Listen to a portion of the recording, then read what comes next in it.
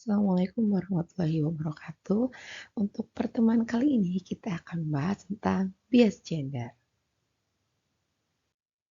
Nah, pokok bahasanya adalah kita akan tahu apa sih yang dimaksud dengan bias gender, kemudian definisi dari keadilan dan ketidakadilan gender, lalu kita akan kenali juga bentuk ketidakadilan gender. Sebelum kita belajar tentang apa itu bias gender dan ketidakadilan gender, coba kita amati terlebih dahulu kasus di bawah ini. Jadi saya membawakan secuplik berita. Berita itu adalah cerita tentang seorang MC yang waktu itu pada tahun 2021 kejadiannya itu pernah dilarang tampil pada acara kementerian karena terdapat Gubernur Bali waktu itu yang juga menghadiri acara tersebut. Jadi ceritanya dia itu menjadi seorang MC tapi, dilarang untuk, eee, berada di atas panggung untuk kemudian, seperti biasanya selayaknya MC untuk menyampaikan, memandu acara. Jadi dia dilarang terlihat di depan dan kemudian dia itu, harus memandu acara lewat sebuah ruangan yang tidak, dilihat oleh, eee gubernur tersebut. Jadi, berdasarkan, informasi yang sudah ada, hal itu merupakan protokol yang selalu diminta oleh, seorang gubernur tersebut gitu ketika dia itu di situ, atau ketika dia menghadiri acara dan kemudian kebetulan MC-nya adalah perempuan. Nah, ini adalah kasus nyata ya berdasarkan cerita yang ditampilkan di sebuah media, online, koran online.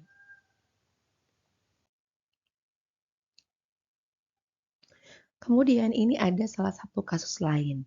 Kasus lain ini adalah, terdapat sebuah kasus mungkin teman-teman sudah pernah melihat juga. Jadi, sebuah perusahaan ya, apa namanya, dituntut oleh karyawannya karena dia memberikan gaji yang berbeda antara laki-laki dan perempuan, padahal, jabatan karir dari, laki-laki perempuan itu sama begitu. Jadi intinya ada pembedaan pemberian gaji pada pegawai perempuan dan pegawai laki-laki yang mana padahal mereka jabatannya itu sama. Nah, 2 kasus tadi itu menunjukkan, 2 hal. Yang pertama, ada, pembatasan atau diskriminasi pada seorang MC perempuan yang mana itu, diterapkan karena memang protokoler dari, gubernurnya dikenal seperti itu. Dia tidak menyukai adanya MC, perempuan, sehingga ketika misalkan ada MC perempuan, dia mendapat perlakuan seperti itu. Nah, perlakuan tadi itu termasuk dengan perlakuan yang, menjadikan, MC tadi itu sulit kemudian berlaku profesional ya, karena dalam memandu acara kan harus mengetahui jalannya, kegiatan sehingga bisa memandu dengan baik. Nah itu kemudian, apa namanya, bisa kemudian dianggap sebagai, tindak yang merugikan bagi pekerjaan perempuan tersebut. Dan kemudian, pada kasus yang kedua jelas-jelas terdapat adanya pembedaan. Pembedaan perlakuan antara karyawan laki-laki dengan karyawan perempuan karena di situ disebutkan bahwa, gajinya tidak sama dan informasi tersebut valid karena, pada tahun tersebut kemudian perusahaan tersebut mendapatkan gugatan dan gugatannya itu dikabulkan dan dia kemudian akhirnya membayar denda terhadap gugatan tersebut. Nah, 2 hal tadi itu sudah menunjukkan bahwa sebenarnya terdapat, perlakuan-perlakuan yang itu berdasarkan atau berbasis pandangan gender antara. Nah, hal tadi yang menunjukkan bahwa adanya ketidakadilan gender ya, maka kita sekarang coba kenali dulu, apa sih sebenarnya yang dimaksud dengan kesetaraan gender atau keadilan gender. Jadi poin yang perlu teman-teman highlight atau lihat di sini apa yang dimaksud dengan setara. Setara di sini bukan berarti harus benar-benar posisi atau dalam artian apapun jabatan semuanya harus sama, setara, sama tinggi, sama rata antara laki-laki dan perempuan. Poinnya bukan di situ. Sekarang kita lihat apa yang kemudian menjadi hal yang penting yang mengindikasikan kesetaraan ya. Yang pertama adalah kesamaan kondisi. Kesamaan kondisi bagi laki-laki dan perempuan dalam hal apa kesamaan kondisinya itu? Dalam hal untuk memperoleh kesempatan dan juga haknya. Jadi poin penting di sini adalah jika misalkan laki-laki dan perempuan itu berada dalam posisi yang sama kebetulan ya, kadang-kadang kita berdebat untuk suatu hal yang pada dasarnya kondisinya berbeda. Nah, sekarang yang harus dipertimbangkan adalah ketika kondisinya itu sama, misalkan seperti tadi contohnya, ada karyawan laki-laki dan ada karyawan perempuan yang jabatannya itu sama. Maka seharusnya karyawan tersebut dapat sama-sama memperoleh haknya tadi. Contoh haknya adalah gaji tadi yang sama seperti itu.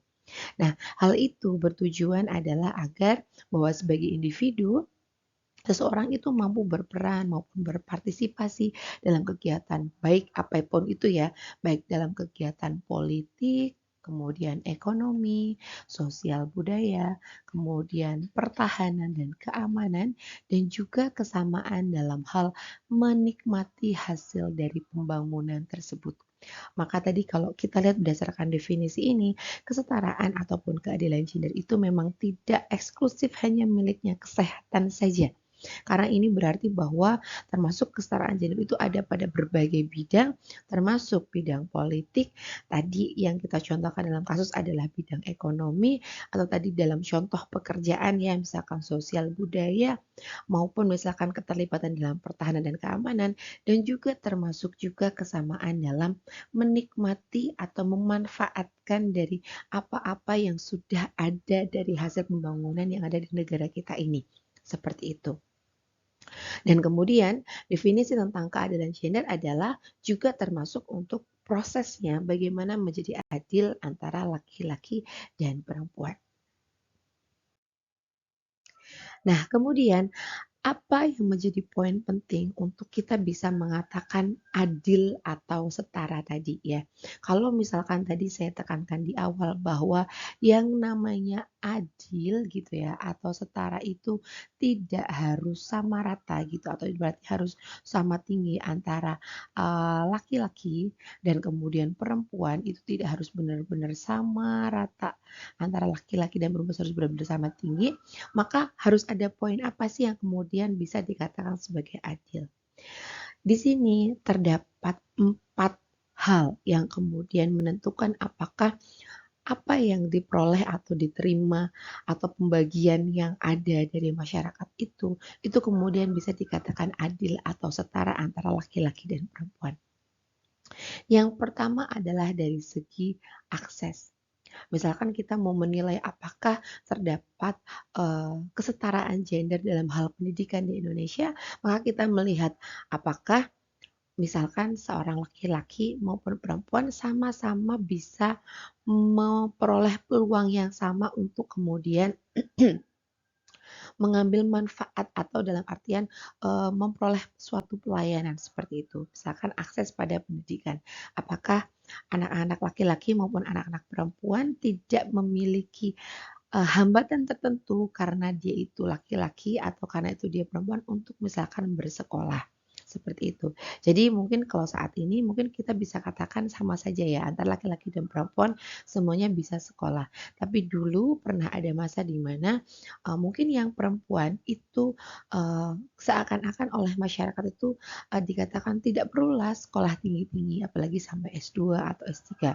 Toh nanti juga akan balik lagi ke dapur mengurus anak seperti itu. Nah, itu menunjukkan bahwa terdapat pembedaan akses antara laki-laki dan perempuan seperti itu. Kemudian berikutnya lagi adalah partisipasi.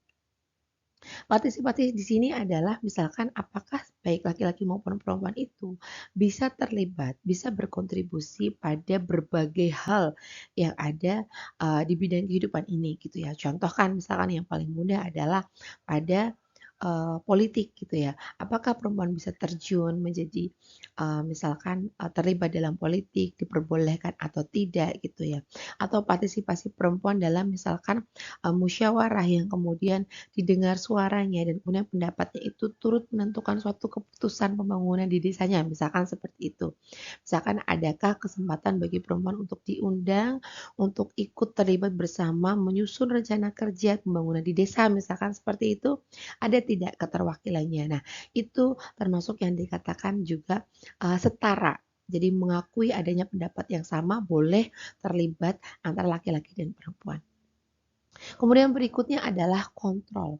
Kontrol atau dalam artian keputusan atas diri sendiri.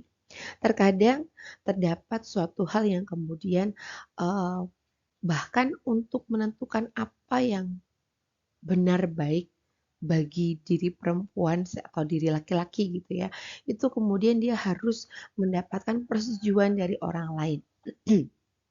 Contoh sederhananya adalah misalkan mungkin ada perempuan yang ingin mengakses suatu layanan kesehatan tertentu.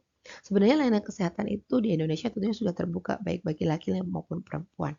Ada tentunya beberapa case-case misalkan ada seorang perempuan yang sudah tidak ingin hamil kemudian ingin mengakses pelayanan keluarga berencana, tapi misalkan dilarang oleh satu misalkan suaminya atau dua dilarang oleh ibunya. Hal tersebut menunjukkan bahwa masih terdapat peran-peran yang karena itu misalkan dia itu perempuan, kemudian dia tidak bisa mengambil keputusan atas dirinya sendiri yang untuk dimanfaatkan dirinya sendiri.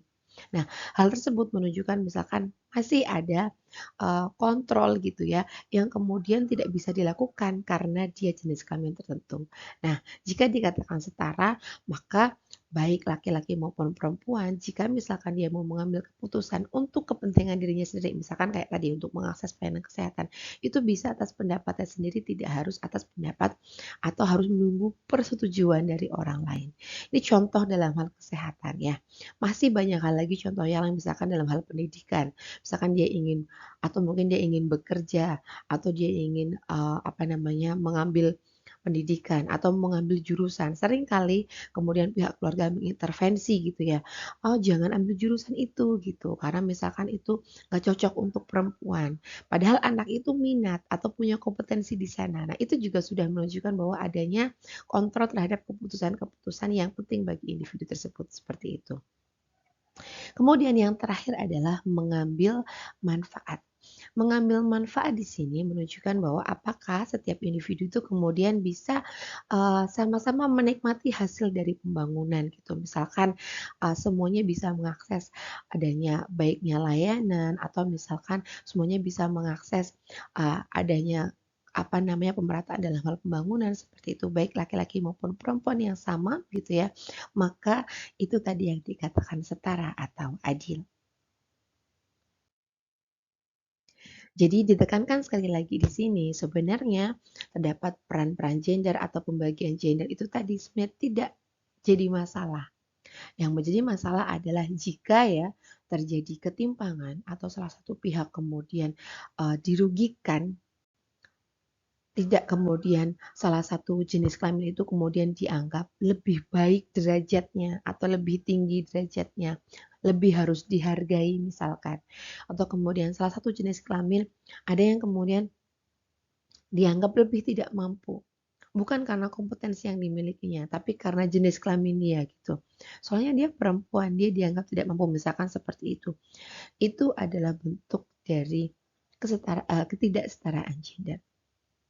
Apalagi jelas-jelas misalkan salah satu jenis kelamin dianggap lebih rendah gitu ya karena ibaratnya tidak istilahnya tidak memiliki kuasa di antara lebih dari yang lain dan kemudian salah satu jenis kelamin otomatis akhirnya karena dirugikan, tidak mampu, dianggap lebih rendah, maka terjadi ketidakadilan gender pada salah satu jenis kelamin.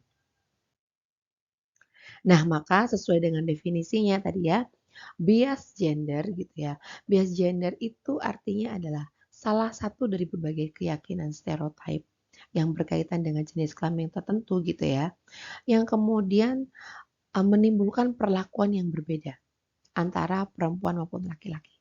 Ini adalah definisi dari American Psychology Association ya. Jadi bias gender itu keyakinan ya, keyakinan karena yang melekat pada salah satu jenis kelamin tertentu gitu ya, yang kemudian menimbulkan perlakuan yang berbeda antara laki-laki dan perempuan.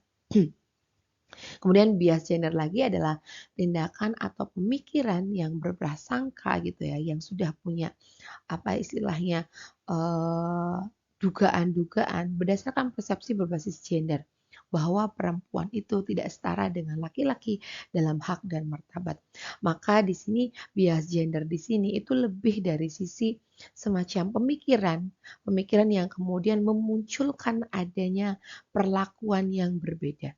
Gitu. Jadi bias di sini yang dimaksudkan adalah pemikiran-pemikiran yang kemudian memunculkan perlakuan-perlakuan yang berbeda atau prasangka-prasangka buruk yang ditempelkan pada jenis kelamin tertentu yang kemudian itu um, apa ya menunjukkan adanya bahwa salah satu jenis kelamin itu tidak setara dengan jenis kelamin yang lainnya.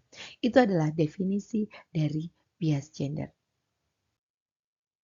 Nah, sekarang seringkali perlakuan-perlakuan yang berbeda tadi gitu ya atau munculnya bias gender itu tadi itu adalah akibat adanya keyakinan-keyakinan tertentu tentang eh, jenis kelamin, tentang sifat maupun apapun yang melekat pada jenis kelamin yang kemarin kita sudah bahas gitu ya bahwa ada keyakinan-keyakinan tertentu yang kemudian menganggap bahwa perempuan itu memang sifatnya lembut dan kemudian dia punya kelemahan seperti bersifat emosional.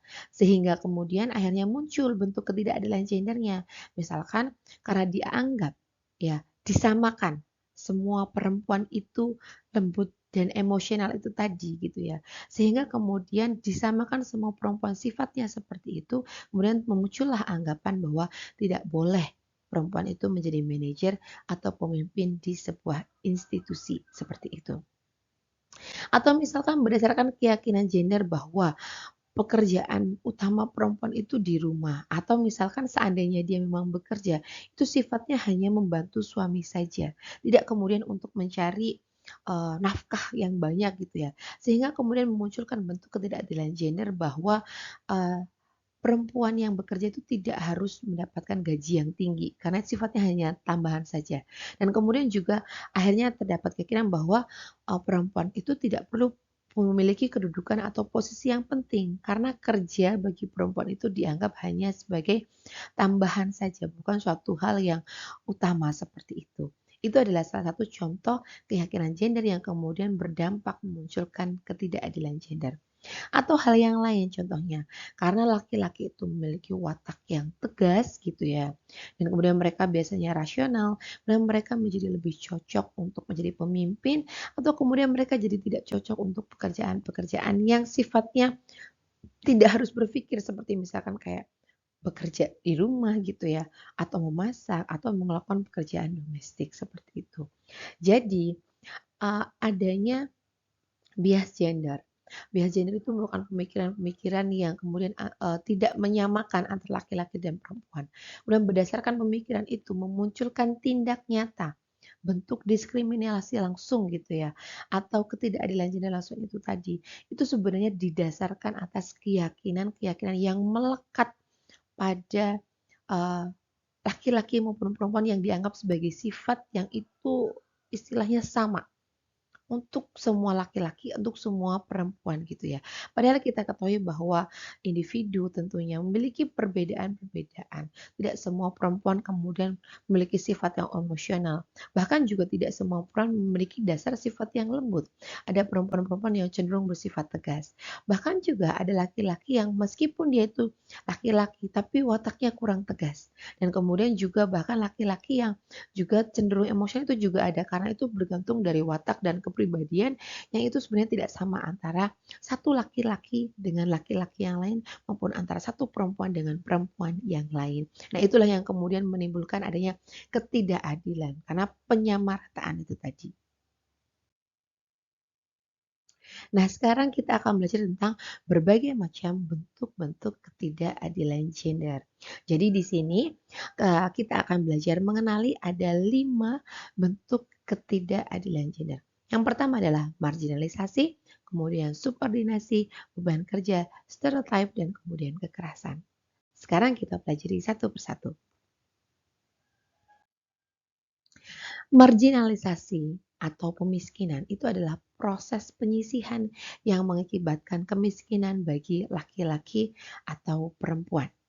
Nah, di sini yang dimaksudkan adalah bahwa misalkan adanya bentuk pembedaan tadi gitu ya, salah satu, individu tadi dianggap lebih tidak mampu maupun berdasarkan prasangka apapun gitu ya. Jadi berdasarkan prasangka apakah itu dia lebih tidak mampu ataukah dia itu kemudian, menjadi, dianggap lebih rendah yang kemudian memunculkan diskriminasi atau tindak nyata yang kemudian itu berefek pada, kerugian secara ekonomi pada salah satu pihak gitu ya, yang kemudian bisa dianggap sebagai membuat seseorang menjadi lebih miskin dibandingkan seseorang yang lainnya, itulah yang disebut sebagai marginalisasi, gitu ya. Jadi berdasarkan keyakinan apapun, selama tindakan itu kemudian menimbulkan dampak adanya pembedaan gitu ya, yang itu imbasnya ke pendapatan, ekonomi, itu yang disebut sebagai marginalisasi.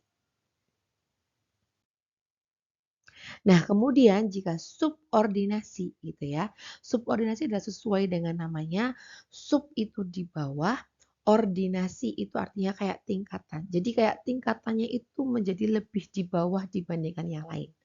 Maka definisi subordinasi adalah sikap atau tindakan masyarakat yang menempatkan salah satu jenis kelamin itu pada posisi yang lebih rendah ya, dibangun atas dasar keyakinan satu jenis kelamin itu dianggap lebih penting atau lebih utama dibandingkan yang lain, itu yang disebut sebagai subordinasi. Jadi kayak karena, menganggap nilai salah satu jenis kelamin lebih tinggi, misalkan laki-laki lebih pantas, laki-laki lebih tepat kalau dibuat seperti posisi yang lebih tinggi misalkan, itu adalah contoh bentuk subordinasi.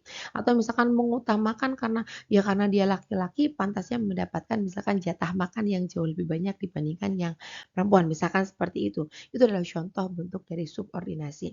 Atau misalkan karena dia itu laki-laki, ya sudah, dia lebih pantas untuk sekolah dibandingkan anaknya yang perempuan. Itu contoh subordinasi. Kemudian stereotype atau pelabelan negatif, di mana suatu sikap, masyarakat yang kemudian terhadap jenis kelamin tertentu, yang itu kayak disematkan, ditempelkan pada jenis kelamin tertentu gitu ya. Biasanya kalau yang dimaksud stereotype itu adalah pelabelan-pelabelan yang kemudian dianggap negatif. Kalau kita kan kita tahu bahwa kayak semacam jenis kelamin itu kayak dilekatkan sifat-sifat yang itu bisa positif, bisa negatif. Nah, kalau yang disebut sebagai stereotip itu adalah pelabelan negatif yang seringkali disamaratakan untuk semua laki-laki maupun semua perempuan, seperti itu. Contoh mudahnya adalah pada case seperti ini ya. Kalau dalam case ada 2 orang selingkuh seperti ini, yang perempuan sudah punya pasangan tapi dia selingkuh sama laki-laki. Siapa yang kemudian sering disalahkan?